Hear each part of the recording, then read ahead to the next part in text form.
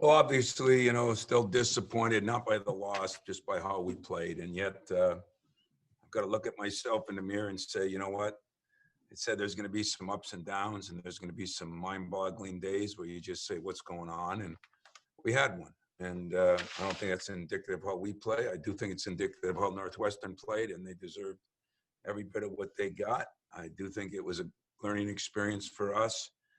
And that you have to play with energy every single day. And after watching film, Sunday night on the way home on a bus and all day Monday with the team, we got some things worked out. We have worked hard the last 2-3 days so that doesn't happen again.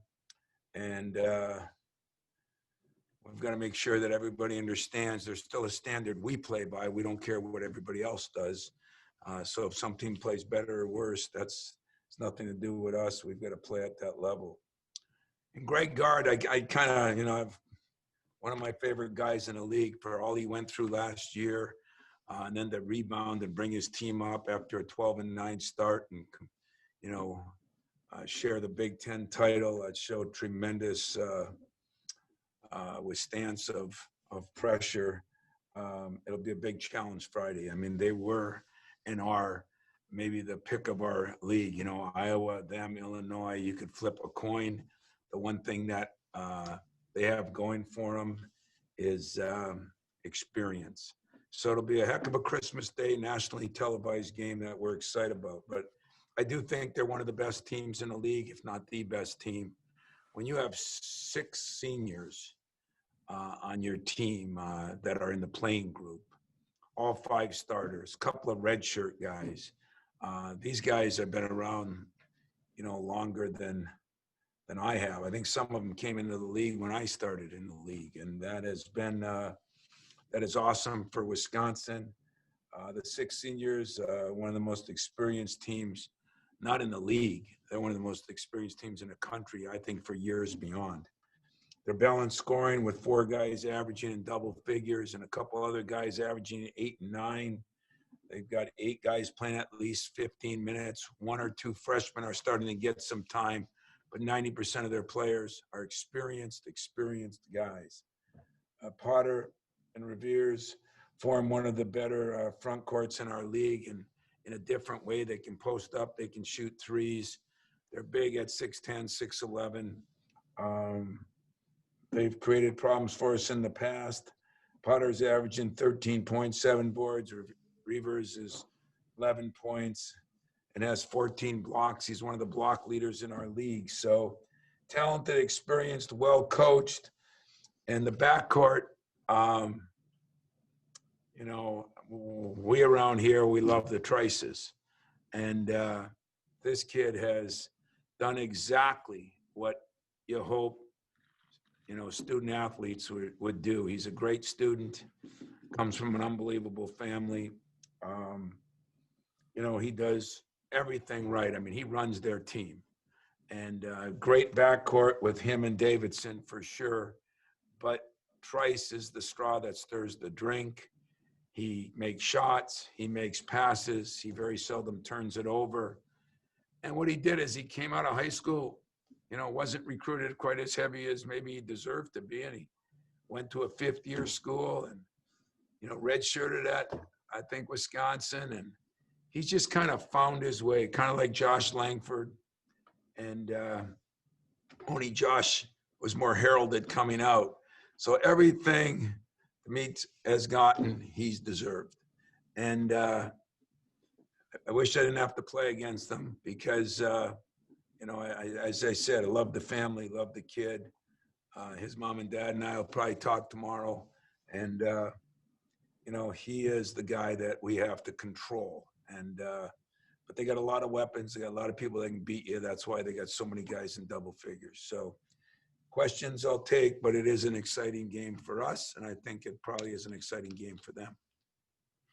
We'll go first to Matt Charbonneau. Tom, you mentioned the other night, how sometimes you look at the film and it's not quite as bad, but you were pretty sure this time was going to be just as bad. I assume you feel the same way about that after having watched it? Well, I felt a couple of things. Number one, boy, teams have hit some shots against us.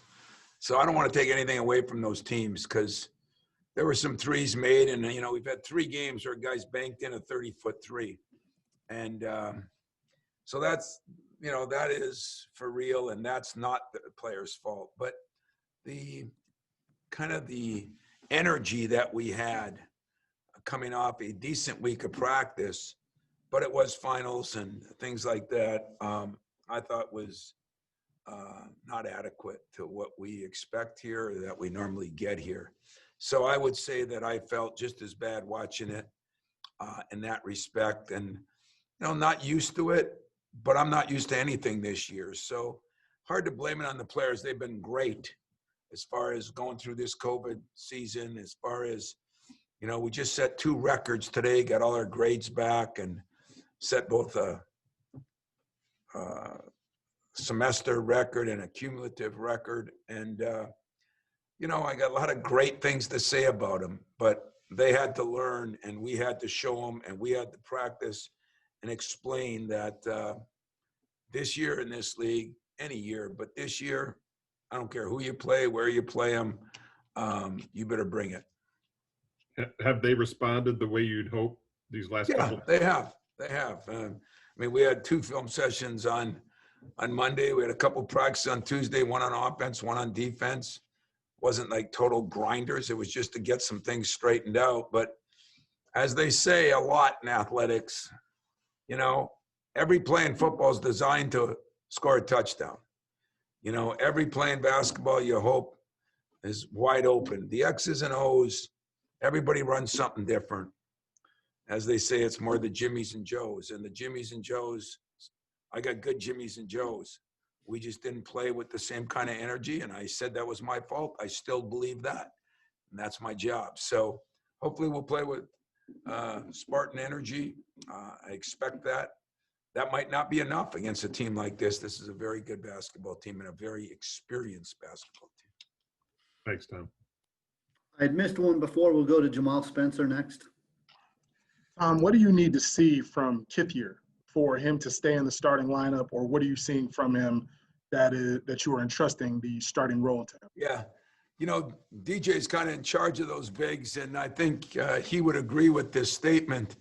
Kithier does every little thing right, and stepping up on ball screens, communicating, doing this. So I'd like to see him scoring a little bit more. And to do that, we got to get the ball into the post a little bit. I think we didn't feel like our posts could score it as well as I think they can.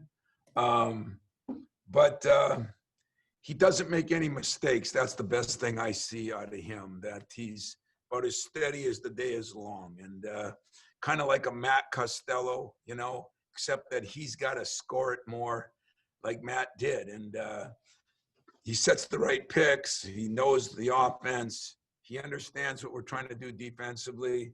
There was times we talked about taking him out of the starting lineup, and I was vetoed by my assistants because of the situations and things he does. So don't read all into the he's got to rebound better, you'd hope.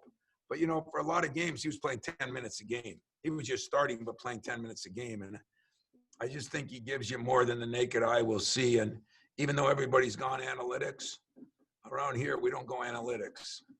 We just kind of look at a guy and we go with the eye test on what he can do and how he makes other players better. When you got Rocket, Aaron, Gabe, Joey, and of course, Aaron. Did I say Aaron twice? But I got 4 or 5 guys that can put the ball in the basket normally. And sometimes you don't want to have 7 or 8 guys because somebody's got to set a screen, make a pass, do those things. And I think that's what Kithier does for us. We'll go next to Stoney. Yeah, Coach, a lot of people don't like to play on Christmas. Obviously, this year is different. When you found out you were playing on Christmas, was your initial reaction positive, or I can't believe we have to play on Christmas Day? No, I people are going to be very upset, but I was probably one of the proponents of it. And you got to understand why. I mean, you got to remember it all happened about a month and a half ago when it was crazy for a while there. And everybody kind of decided that nobody could go home. We talked to the parents, we talked to the players. And then the NCAA wanted to make it a 3-day deal where you couldn't practice or play a game during those 3 days of Christmas. And I said, that'd be a shame. I couldn't picture my guys sitting in their dorms or apartments and not getting a chance to play basketball, couldn't be around us, and yet had to be up here. So I thought for the mental health of things, and I did, I suggested the Big Ten. I talked to Juwan Howard about what it was like in the NBA playing on Christmas Day. He said it's one of the biggest days of the year for the NBA players. So I thought then we could capture it. And then about 2 weeks later, the NBA decided they're coming back earlier than January, and we still captured some of it. And so I think the players are excited. I mean, it has been hard. There's nothing easy about it. There's no good decisions to send them home and something happens. Every state's got its own different quarantine rules. If one of my players goes back to Texas or Alabama, there's different rules on how long you got to sit out coming back in. And we just felt that the safest, best place for them was here. And if they're going to be here, let's do what they love to do. Let's help the mental health of everybody and do what they really love to do, and that was play. Now, to be honest with you, when you have a family like I do or my staff does, that makes it a little harder on us. I mean, they're going to be, even if they went home, they'll see their family for a little bit, but they're going to be out with their friends. And for the people that are upset about it, I understand it, but we tried to do the best we could do with the cards we were dealt. And I wasn't going to leave my players in their dorms or their apartments, I should say, not able to do anything. So we fought like hell to make sure that we could do something special. And yeah, it's a little inconvenience, but remember, we played in Hawaii one year at Christmas. Nobody thought anything of that. And, I'm hoping that there's 500,000 living alums out there that are going to open up all their presents Christmas morning and turn on the tube and watch the Spartans at noon. And what better is that than that? On a lighter note, what was your favorite Christmas gift you got as a kid? Oh, by far, my Green Bay Packer Willie Wood uniform. I got the whole thing, and I went out in the grass and, played football on the side and had my helmet, had my jersey, had my pants, dragged my pants in the grass so I could have grass stains like the Packers did. Then when it started snowing, I felt like I was in the frozen tundra. By far, bar none, my favorite one was the Green Bay Packer pants and shoulder pads and uniform I got. And Willie Wood was one of my favorite guys, and that was it for sure, Stoney. We'll go next to Kyle Austin. Hey, Tom, I'll ask you real quick. Has Joey been okay after the knee thing at Northwestern? Did he been able to practice? He's been a little slow. I mean, practiced today, but didn't practice yesterday. And most of it, I hope, was precautionary. I mean, there's nothing. It's been MRI'd and IMI'd and X-rayed and everything else like they do now, but there's nothing there. It was a sprain, but sprains are different for every guy. And I'm hoping he'll be fine to go by Friday. Did go through, like I said, 2/3 of practice today, and then we just pulled him for that reason. But we'll see now how it reacts after doing a little activity and see how it reacts in the morning. And then one ask you too about defense. It seemed like a couple of weeks ago you felt really good about how this team was playing defense. Has it been? You mentioned teams hitting shots. Has that been a lot of it, or there's been something that is kind of fallen off a little bit? If you look at Detroit, Oakland, and to be honest with you, Notre Dame at the very end, we've had a lot of guys that have hit 2 and 3 threes in the last 20 seconds, 3 times banked in shots in the last. Well, if those all miss, now your percentage is where I thought we were playing decent D. I thought teams hit some good shots. The other night, I thought we were atrocious. I just thought we were a step slow. And so we've looked at it. We're trying to simplify some things. And, we've grinded it a little bit here as far as our staff. And, I went back last couple nights and watched all of our games to see if, sometimes when you win, you kid yourself. Maybe a little bit of that, but remember too, we're trying to get Joey back in the fold. We're trying to get Josh back in the fold. We're trying to get Rocket at a different position. We're trying to get some different things going. And so there's going to be a little slippage when you play 10, 11 guys like we have. There's going to be slippage on switching and stuff like that because everybody's not comfortable with one another. We can understand that. Making mistakes is part of the time of year and everything that's going on. Making effort errors is not part of the year and is not going to be tolerated. And that's kind of the way I felt about Sunday. And yet, I got to keep reiterating, take nothing away from Northwestern. They shot good. They played good. And, I was impressed with them, to be honest. Depressed with us, but impressed with them. We'll go next to Lindsey Huddleston. Hey, Tom, I've been watching your press conferences like you watch game film. So bear with me as I make this observation. I think it would be good if your fellow coaches nominated you the dean of the COVID-era college coaches based on all that you've been through and how you've kind of taken this measured approach. Sometimes you're zen-like when you talk to us, but also professorial too, as far as looking at the effort that the players had that led to the problem, but also realizing that maybe the parents coming up may be a solution. So what do you think about that overall observation? Well, I'm hoping that's true, but I'm so honest with you guys, and I tell you exactly how I feel after a game. And, maybe I'm making too big a deal out of, when somebody shot good against us, like Oakland did, I did not think there was a lack of effort on defense. That's why I didn't tell you guys.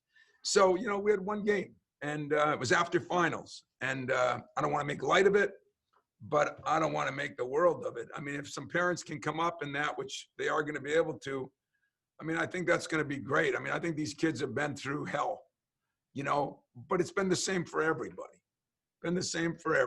And, different states have approached it differently and different conferences have approached it differently. And I think you bring up a good point there. You watch some games in Indiana and there's a few fans there, which means the parents are there. You watch some games down south and it's almost a full house. It's just a different, and we can't do anything about it, but you bring up a good point. I wonder what players think when they're watching another game and see, their families or girlfriends or anybody else that can go to those games.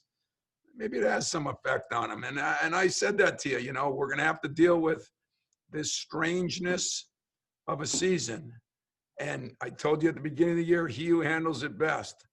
Maybe we didn't handle it very well, but that was one game, I said we weren't the fourth best team. I think there's 2 or 3 teams, maybe 4 teams that are head and shoulders above the rest. And then there's 30 teams they've been jockeying. God, there's been teams that go from hell. Virginia went from 2 to 18. It's the way it's going to be right now. Because I don't think anybody has a good feel, because not only do we not know who each other has, but there's so many transfers out there, and some have worked out good and some have been a disaster. So you don't know that. And until a team gets more games, you really don't even know who you're playing sometimes. So that's going to be part of the trick. And I'm going to have to be psychologically homed in on those things and realize there could be other factors, and we just got to stay with the grind. And that's what we told our guys. They know that they did not bring it. It wasn't a lack of, like I said, when you practice bad, you usually play bad. We got a saying out here, which starts out bad, usually ends bad.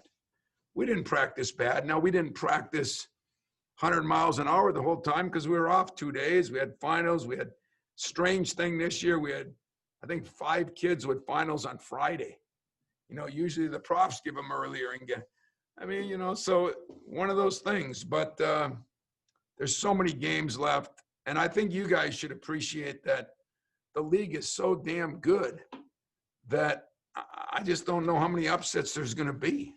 I really don't. I think there's a lot of good teams out there, and you're going to have to play good every night to win games. Got it. Thank you. We'll go next to Chris Solari. Hey, Tom, you kind of mentioned in there that you might have the parents. I guess, first of all, how have those conversations been going, and when do you feel like you'll know for certain with that? Oh, there's some parents coming for certain. It won't be all of them. We're trying to work out some testing things so that we can feel really comfortable, and we think we've got all those things. The university has done an incredible job on that. The parents are understanding, and we've talked to some of them, and moving forward, Christmas is hard even for parents to come because they come for one kid, but maybe they got 3 or 4 at home. So everybody won't be coming, but there are more than a few parents that we think are coming. And I think it's great. I mean, I really do. I said all along, nobody's a bigger advocate of wearing these things and doing your job and all the stuff you're supposed to do. But I look around our arena and I say, are we safer sitting here in section 127 or going to the grocery store or going to the gas station or, going to church, and and that's where I struggle sometimes, but I understand the reason is because people aren't disciplined enough to do what they're supposed to do, but they're not always that way in the stores either. So it's a tough thing. It's tough on our administration. It's tough on our state. And for the most part, I agree with it. I hope we don't shut down things. I just hope we get a little more educated, a little more understanding. And I've been pretty firm on that, and that's going to tick off half the people.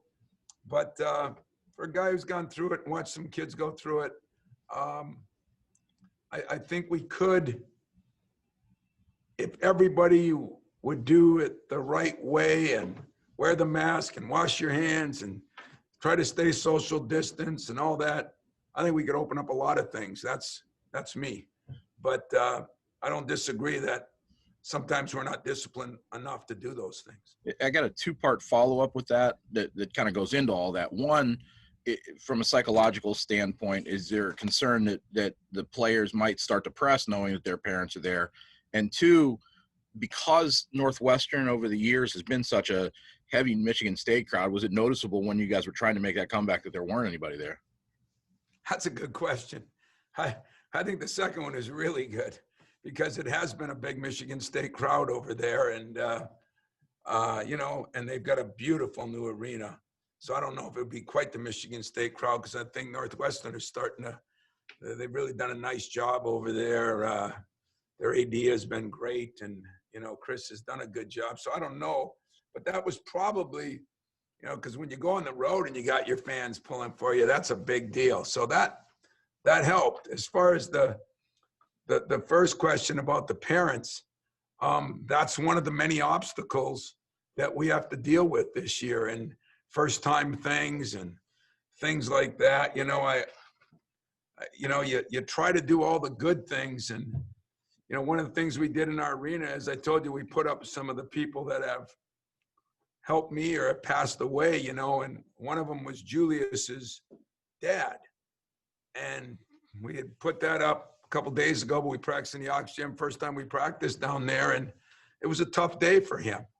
I didn't look at it that way. I looked at it, I'm honoring him, but you never know how people take it. He was great about it. After, 15 tough minutes, he kind of realized that how lucky he is. He gets to look over at him and this and that, and that we're honoring him, but everybody takes things differently, and that's the way, Dwayne Stevens went over and talked to him because his dad is up there. How those kids respond to that stuff, I don't know. It's going to be different. Are they going to be excited? Are they going to be overexcited? I don't know. I don't know. And that's part of why every game and every day of this season, when you're in something like this, that no blueprint can tell you what to do, you just adjust and advance, and that's what we're going to try to do. We'll go next to Brendan Quinn. So obviously over the last 2 years, when you're in a key possession late or a late shot clock situation, right, it's Cassius. And before that, probably Miles, right? And before that, you had just kind of singular go-to, whatever you want to call it, right? Go-to guy. And now if you're a late game and you're huddled up and you're looking around, what's kind of going through your head of what to do? Well, it's a fair question. I think it's one that hasn't been handled yet. I said with With Joey, we think we got a guy that can pick and pop and really shoot it, but he can really pass it. With Josh, we think we got a guy who can get a shot for himself. And with Aaron, we think we got somebody who could post up or be on the perimeter and get to the foul line. And yet we're going to look at a few things with Rocket that we think he can do, but we're trying to take it one step at a time. I would say right now that's not totally solved, but I could tell you a lot of years, even Miles's year, when that wasn't totally solved 6 games in. So it's not something I panic over. I wish I had a magic statement for you, but that's pretty normal with a lot of teams right now. I mean, I'm not sure in our league. I think Illinois will go to AO, you know, like Wisconsin. I mean, they got all kinds of guys that make shots, but I don't know one guy that can get a shot except for maybe Trice. You know, Iowa, if you let them throw it inside, that's their one guy. You know, I don't know if those are go-to guys, but I would say right now, Brandon, we're lacking that. But at the other side of it, we got 4 guys in double figures, so we got to figure out how to best handle that. And we have some things that we want to do with 2 guys in a ball screen that we think each guy offers something, but Joey's, you know, been a little hurt and is just trying to get the rust off. And so that's going to take a little time. Also, you said 3 or 4 teams have separated themselves. All right, so Baylor, Gonzaga, who are the other 2? I think Baylor and Kentucky have. I still think Iowa not Baylor and Kentucky, Baylor and Gonzaga have. There you go. And I still think Iowa is. I also think Wisconsin is. I mean, they get beat on a missed free throw tip in.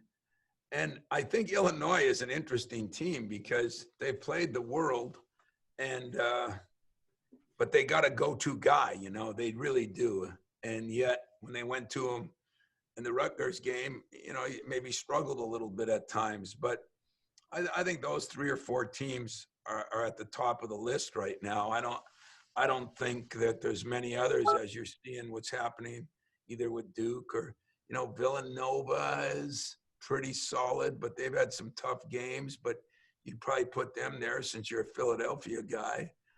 St. Joe's isn't quite there yet. Not yet, man. We're working at it. But you know, that's a good point. I haven't looked at the list. This week I've spent everything on Michigan State, so I haven't really looked at the list. But I'll tell you who I think is going to be a top 10 team soon, if they aren't already, and that's Rutgers. I mean, Rutgers to me is one of the more well-coached. They've got experience at every position. They got size. They got strength.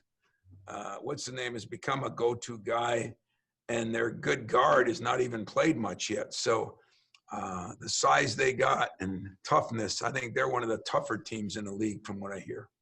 Thanks, man. We'll go last question to Nick Mantis. Coach, with a lot of Spartan alums who are going to be playing tonight in the NBA, you're going to be watching any of those games tonight and see how they do? I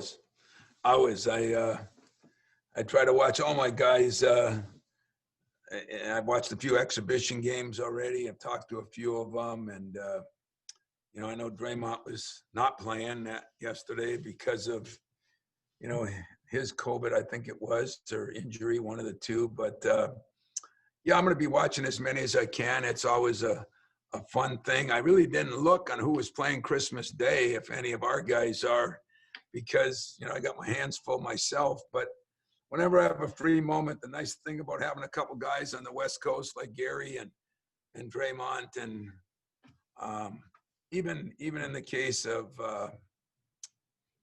whatchamacallit with the Bucks now, Bryn, our time changed. So when I come home, you know, I can get home at 10 o'clock or 10:30 and watch those guys just starting the games. So yeah, I take great pride in that. We did something really cool in our arena. I've got a deal where we've got every alum that ever played for me.